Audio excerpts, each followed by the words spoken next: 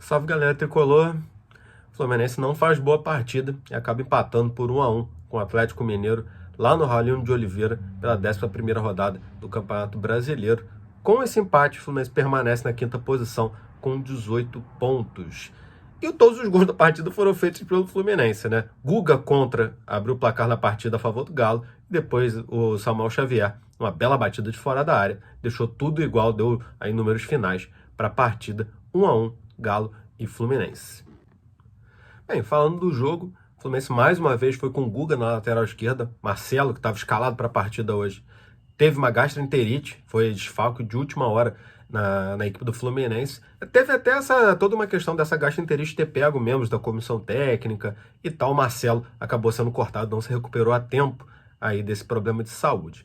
Falando na primeira etapa, uma etapa bastante disputada, com uma leve superioridade da equipe do Galo. Tanto o primeiro tempo foi tão melhor do que o segundo, que os dois gols saíram na primeira etapa, né? O primeiro gol teve um cruzamento ali da esquerda, o Cano tentou desviar, desviou, a bola foi para trás, acabou pegando na coxa do Guga, pegou o jogador ali meio de calças curtas, né? Em cima da hora, pegou na coxa e não conseguiu evitar, a bola foi em direção tocou na trave esquerda do Fábio e entrou para fazer 1-0 para o Galo. E depois o Fluminense pressionou no final da primeira etapa, conseguiu com um belo chute fora da área do Samuel Xavier, no cantinho do Everson ali, para garantir o empate na primeira etapa e, consequentemente, depois o empate na partida.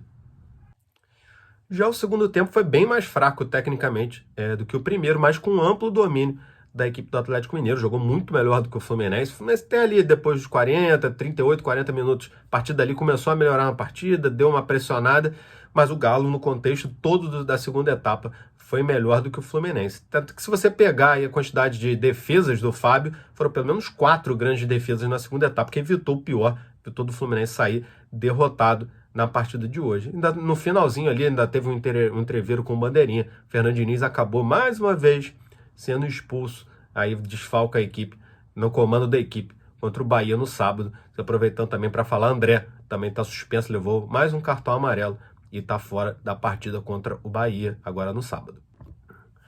Bem, chegou a hora da opinião. Se não fosse o Fábio hoje, o Fluminense teria sido derrotado no Raulino de Oliveira hoje, pelo Atlético Mineiro. Fez pelo menos aí, como eu tinha dito anteriormente, 4 defesas na segunda etapa, também fez ótimas defesas no primeiro tempo. Acho que se o Fluminense hoje saiu com empate, muito se deve ao Fábio. E outra questão também, Guga. Guga, quando atua pelo lado esquerdo, o Fluminense vira uma equipe torta. Mesmo com a volta do Keno ao time titular, o Guga, quando ele vai atacar um corredor, quando ele vai precisar agredir mais à frente, o Guga tem que fazer o quê? É destro, tem que parar, fazer o break, puxar para a perna direita para procurar a opção de passe. Ele não tem, por não ser canhoto, ele não tem aquele ímpeto e aquela disposição de agredir o corredor esquerdo, até fazer uma dupla ali com o Keno para poder chegar na linha de fundo, para poder fazer uma ultrapassagem. Ele não faz isso, porque ele não consegue chegar, carregar essa bola no lado esquerdo, porque não é canhoto, é destro. Então precisa parar e procurar a opção, puxar para a perna boa. Isso acaba atrasando muito o ataque do Fluminense pelo lado esquerdo.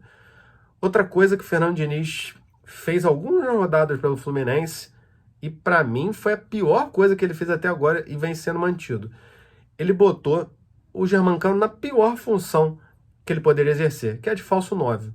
Porque o Germancano hoje atua voltando para o meio campo para tentar buscar a bola, para tentar armar o jogo, tá voltando excessivamente para dar combate lá atrás. O Germancano foi conhecido e é temido por estar ali dentro da área, por estar na entrada da área, por ser um homem de um toque só, por ser um homem da finalização de primeira, e você tira a maior qualidade do seu principal centroavante para obrigar ele a voltar e fazer uma coisa que ele não sabe fazer, que é armar o time.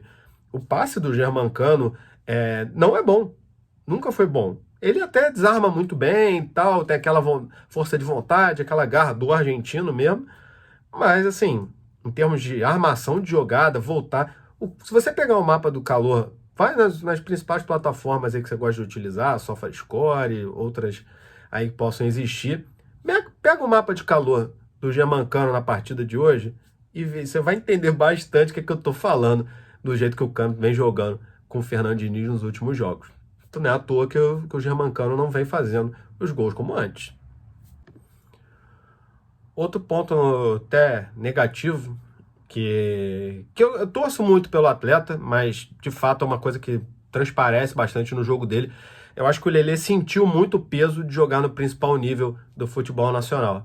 Ele parece sempre muito nervoso, ele parece sempre muito assustado em campo. Não conseguiu, ele tem 1,90 m, ele não conseguiu vencer nenhum duelo, tanto aéreo quanto físico, na velocidade, que é o cartão de visitas dele. Ele veio muito por conta daqueles sprints de contra-ataque na época do Volta Redonda no Campeonato Carioca. Ele não consegue acertar absolutamente nada. Ele tem até um semblante um pouco tenso dentro do campo. Então acho que o Lelê vai precisar de um trabalho psicológico um pouco aí para poder render no Fluminense, porque eu acho que é um atleta que parece ter sentido bastante o peso de atuar no mais alto nível do futebol nacional. Para não falar que eu só estou falando de coisa ruim também, né? Depois eu vou falar do Fernando Diniz, aquelas coisas todas, uma coisa que tem me incomodado. Mas na partida de hoje eu gostei muito do jogo do Nino, que apesar de veio de lesão, e do Samuel Xavier, o autor do gol, muito participativo, foi para cima, conseguiu executar, fez o gol, né? Conseguiu executar sua função muito bem, foi um dos principais jogadores da equipe do Fluminense, jogador tanto defensivamente quanto ofensivamente. Então, se for pegar uma coisa boa da partida de hoje, tirando a atuação do Fábio, foi a atuação do Samuel Xavier, que foi premiado com gol, inclusive. Outra coisa que vem me incomodando no Fluminense, a parte psicológica tanto do Fernando Diniz quanto do André. Por quê? Fernando Diniz hoje bate boca com o Bandeira, acontece alguma coisa lá que ninguém entendeu. Ele disse que não entendeu porque levou o cartão amarelo, também não deu para entender assistindo pela TV. Ele tem alguma coisa que fala, alguma coisa pro Bandeira e tal, e ele leva o cartão amarelo. Nisso que ele leva o cartão amarelo, ele vai reclamar com o Bandeira, que ele falou com a arbitragem, fica batendo boca, o Bandeira não abre a boca, e ele fica 3, 4, 5 minutos gritando na cara do Bandeira. O que ele achou que ia acontecer? Leva o segundo cartão amarelo e foi expulso. Não comanda o Fluminense na próxima rodada contra o Bahia. Outro, tinha falado, André, voltou hoje no Fluminense, veio lá de Lisboa, jogou 24 minutos contra Senegal, veio correndo, teve todo um cronograma para trazer o André para essa partida, peça fundamental do Fluminense na temporada, já há pelo menos 2 temporadas, né? E fez o que hoje? Levou um cartão amarelo, estando pendurado. E um cartão amarelo no final do jogo, sem nenhuma necessidade. Em lance de jogo, teve um interveiro ali com o Guilherme Arana, que demandou a confusão danada. Mão na cara, cara na mão, aquela confusão toda.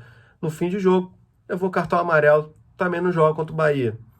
Peça fundamental no time do Fluminense. O Fluminense precisando do resultado para se manter no alto, para voltar a ter moral. O Fluminense vem titubeando, agora são uma vitória e 3 empates nos últimos 9 jogos. Então o Fluminense estava precisando, vem precisando dos resultados, hoje não conseguiu um empate, precisando voltar às vitórias, a enfrentar o Bahia agora, sem André e sem Fernando Diniz no banco de reserva.